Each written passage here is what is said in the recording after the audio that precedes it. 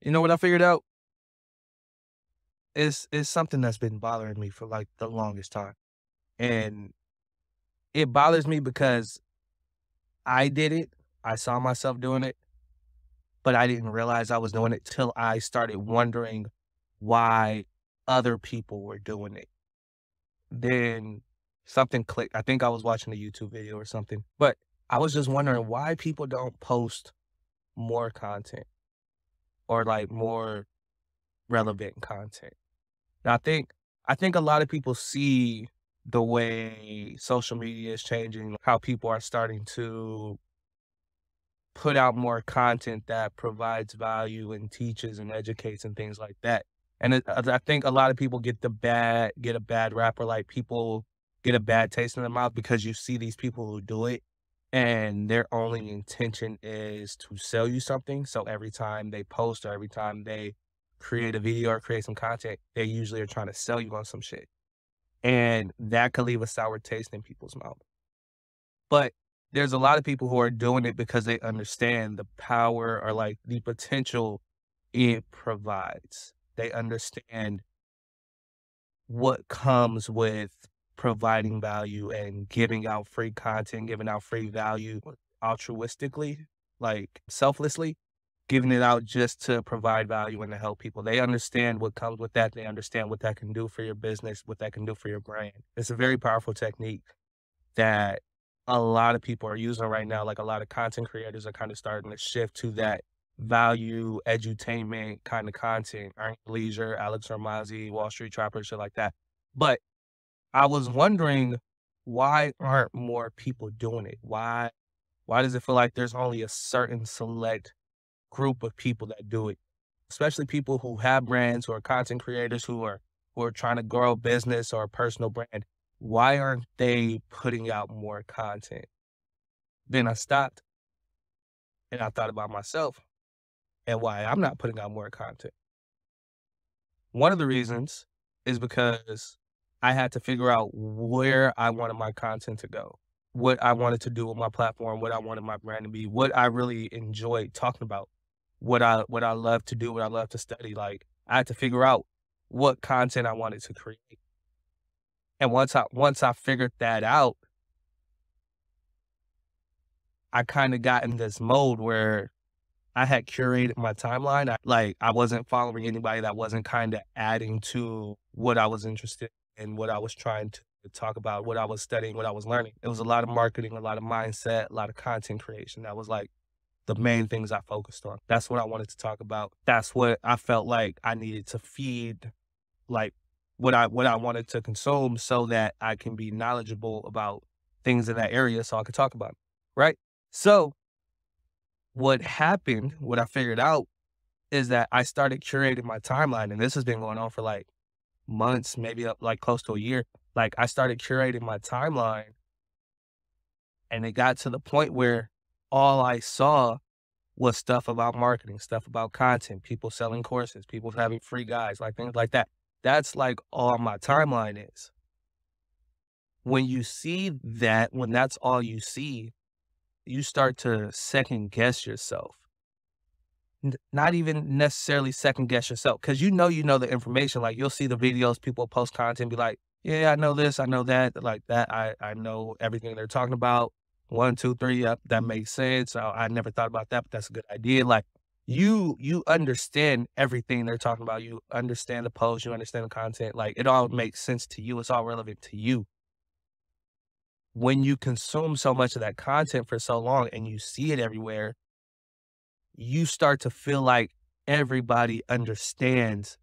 You start to feel like everybody is talking about what you want to talk about. So you start to feel like, damn, this market is saturated. Everybody's already talking about this, or everybody already knows about this. When really, that's just the feed that you've curated. How you set up your timeline, that's the content you put in front of yourself. And that can be limiting because you're in this echo chamber. Social media has gotten really good at putting us in echo chambers. So you just see all this content that you think is relevant, that you like, that you're interested in.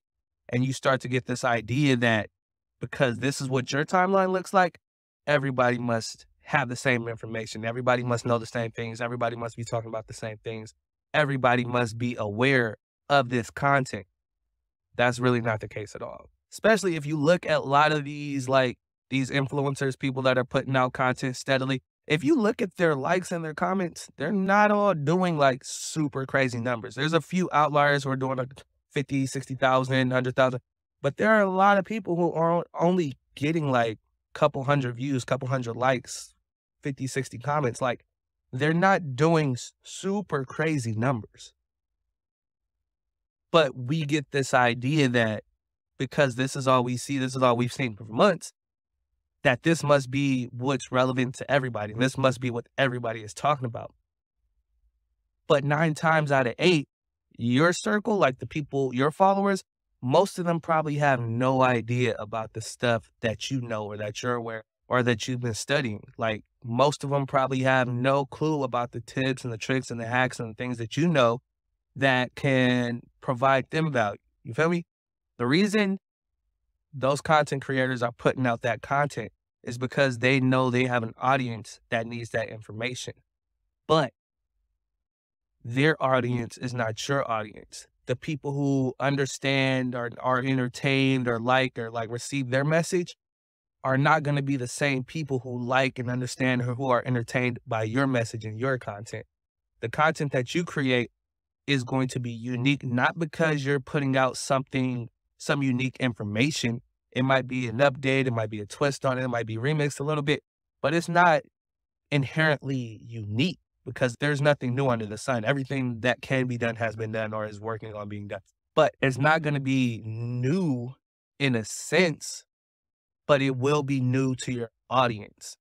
And that's that when I realized a lot of the stuff that I consume, most of the people that follow me don't consume the same stuff, but a lot of them can benefit from the information that I picked up.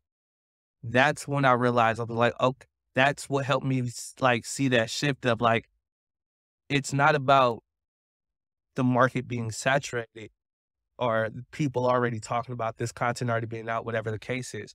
It's about those people who are waiting to hear it from you and who need to hear it from your voice and your perspective and the way you analyzed it and repackaged it. There's people out there who can't learn from certain people who they won't retain the information they receive from somebody else the same way that they can retain it from you. The way you remix it, the way you flip it, the way you put your spin on it, the way you talk about it, that's going to hit different for somebody. It's going to click for somebody the way it wouldn't for 10, 20, 30 other people who out there who are putting out content similar to yours. So the key to doing it, the key to creating the content, and this is one of my favorite quotes. Shout out to my director, Travis. It's not his quote, but he always said he kind of got it stuck in my head. Quote from Bruce Lee. What is it? Take what's useful, leave what's useless, add what's uniquely yours. Essentially, you're gonna take what other people are putting out, to take that content, take those frameworks. That's what they're called. They're frameworks, strategies, and tactics. That's all this shit out here. Everything being put out, everything is either a framework, a strategy, or a tactic. That's pretty much what everything falls under. You're gonna take those, digest them, make sure you understand, and then remix it or like repackage it, repurpose it, whatever it is you need to do. You're going to flip it so that it makes sense to you and you can make it make sense to your audience. Does that make sense? Like, if you can watch a video from somebody and they can explain a concept, let's talk about skincare. I don't know why skincare is always my go-to, but skincare, if you watch a video from an influencer, she has her own skincare line and you want to start a skincare line and you see some content she put out, she's like 5 easy ways or my nighttime routine. Her nighttime routine might be different from your nighttime routine. Your nighttime routine might work better for people who gravitate towards you. Or my 5 favorite styling products, my 5 favorite products to use on my face, all organic, whatever it is. The stuff she's using, the tips she has, the hacks she has, the tricks she has might be different from the ones that you use or what makes sense to you, what you would do in that situation. That's where that innovation and that creativity comes from. There's a lot of people who like feel like, oh, it's stealing or like you're just copying. If you're just taking word for word what somebody else is saying or somebody else is doing, you're just taking that and literally doing it word for word, not putting any spin on it or anything. That's copying. That's bullshit. That's whack. If you can take what somebody else put out there to educate, and you can take that and add your own stories, your own inflections, your own perspectives, and make it make sense to a different audience who probably wouldn't follow that person or has no interest in following them, but they are interested in you. You can take that concept and make it make sense to them. All you're doing is remixing and repurposing and re-putting out something that they weren't going to find on their own, possibly. I think it was, I really want to say it was Dan Coe. I'm gonna put a link to the video somewhere, but he was saying like our purpose really, and this I think this is what really just made it click for me because I have a real big issue with the education system, the way it's structured, what it's set up to do. I have a really big issue with the education system. He said that our job, our purpose is to help the next generation, help whoever's next in line, help them bridge those gaps faster. We're in a very interesting space, technology-wise, information-wise. There's an abundance of information. There's an abundance of people putting out information. Your purpose is to help somebody not have to deal with the struggles that they would if they had to learn things traditionally. That makes sense. Like everybody, I don't know about everybody, but I know a lot of people of color, they grew up and they didn't have teachers or like leaders in their life that looked like them. There was always either white man, white woman, something like that, people who didn't look like them. It's hard to identify and hard to relate to somebody who can't relate to where you've been, who hasn't been in your shoes, who doesn't understand what you've done.